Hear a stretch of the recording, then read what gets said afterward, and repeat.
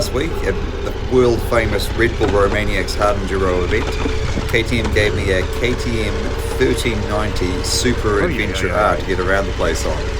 Interesting choice for the Carpathian Mountains and the world's hardest enduro, but it was a pretty cool opportunity to ride a pre-production bike. Catch me, Johnny! Catch me! Catch me! Ah!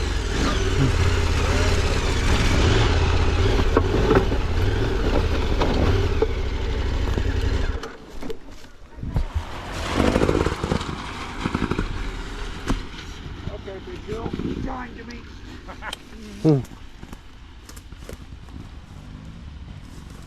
I think we've gone. Is this KTM electric?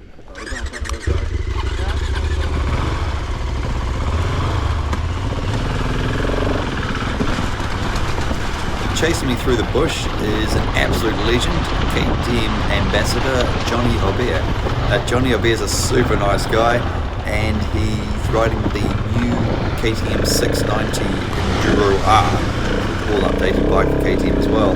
Johnny's an absolute legend. He's multi-time world enduro champion, multi-time ISTE champion, and yeah, super nice guy. It was really cool to get the chance to ride with him.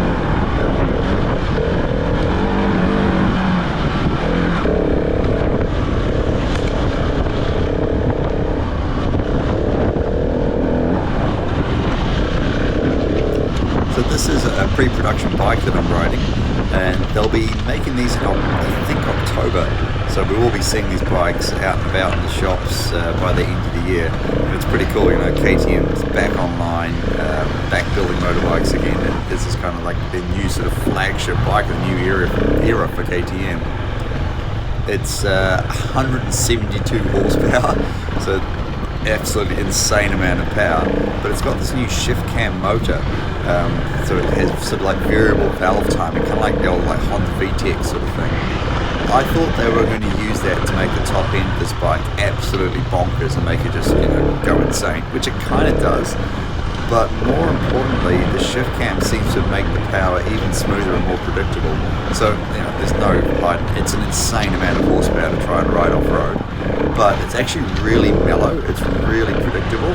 It only ever gives you exactly what you want, and you can see, like, you know, riding through this terrain, it's not blowing out. I'm not getting insane amounts of horsepower. It's not going crazy sideways on me. It's actually a surprisingly easy-ish bike.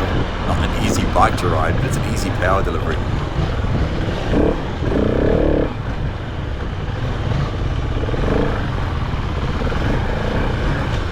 Johnny and I are riding the final part of day 4 for the Adventure Ultimate class.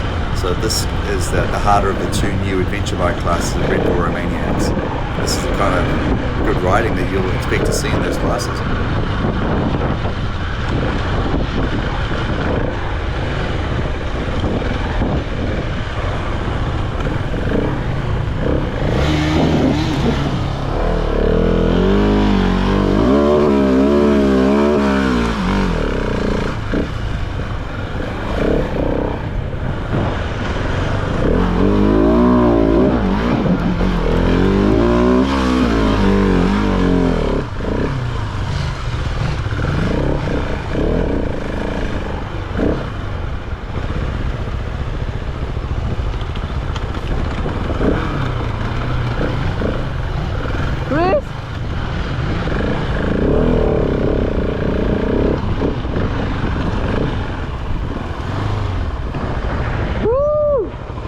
Yeah, that's cool. That's still recording. Just remember, everyone says you can't take big adventure bikes off-road, so we shouldn't be doing this. Ooh.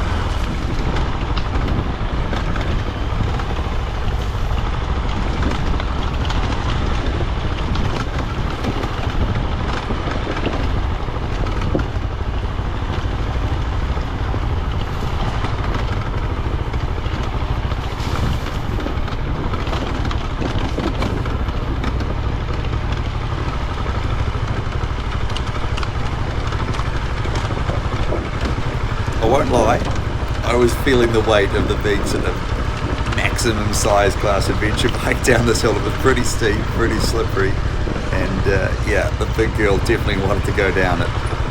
It was testing my limits.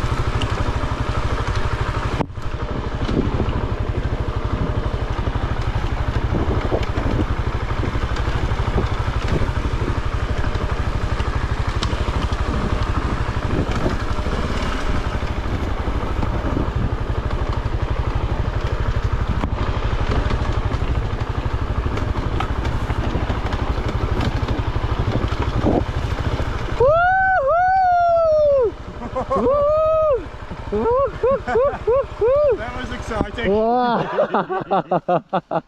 Okay, even I have to admit that felt like a big bike down there. Amazing! Wow! It was nice to follow you and just to saw you down in really technical parts with that bike. Wow!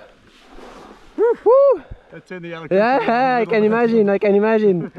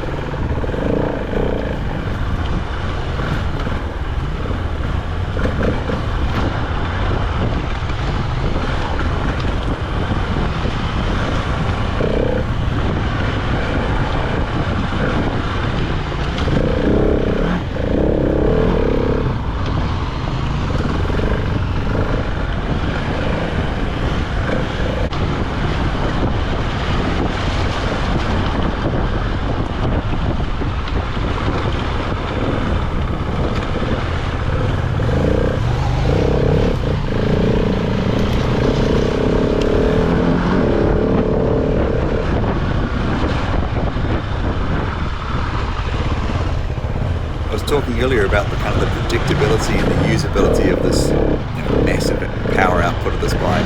You can kind of see it up this climb. Like, I'm fairly getting up and giving it a big handful, but the bike's not going crazy sideways, it's not getting out of control, and that was probably the most impressive thing about this bike for me. Just how predictable they've made with such a massive power delivery. You can just play with the power up this hill and just dial in as much power as the kind of the traction and the tyre can hold. I was running a Mitas enduro tyre with rally boosters in this bike, so relatively low pressure for a bike of this size, but getting really good traction, good control up this climb.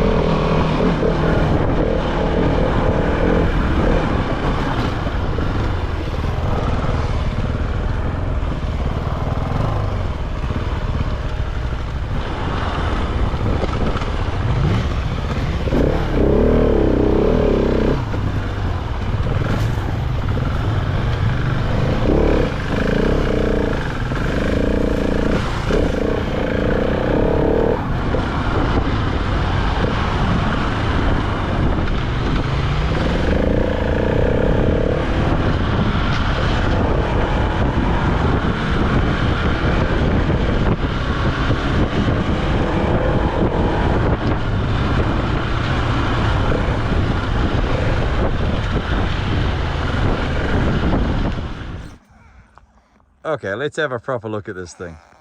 It's a good looking motorbike, that's for sure. I guess the styling, it looks really different to the 1290. I think they've nailed it. I'm sure not everyone will, but I really like the headlight. I really like the way this bike looks. It definitely attracts attention everywhere I've been here and around Romaniacs. You can see people double taking and wanted to check it out. What's it like compared to the 1290, to the older bikes? It's definitely got more torque. That's the thing I noticed the most. Like it pulls out of the turns significantly harder. You know, and it's not like anybody was getting off a 1290 going, oh man, I wish this thing pulled harder. But it does. You've got this huge dash with a completely different interface. Sport, street, sport, rain, off-road, rally. Back to rally, please. You can adjust the slip all the way down to 0 now. I'm sure that'll be so it's MTC completely off. That's a pretty cool feature. Crank it up to 9, crank it back down to what used to be 1 is now 0. That's kind of handy for the real slippery sections.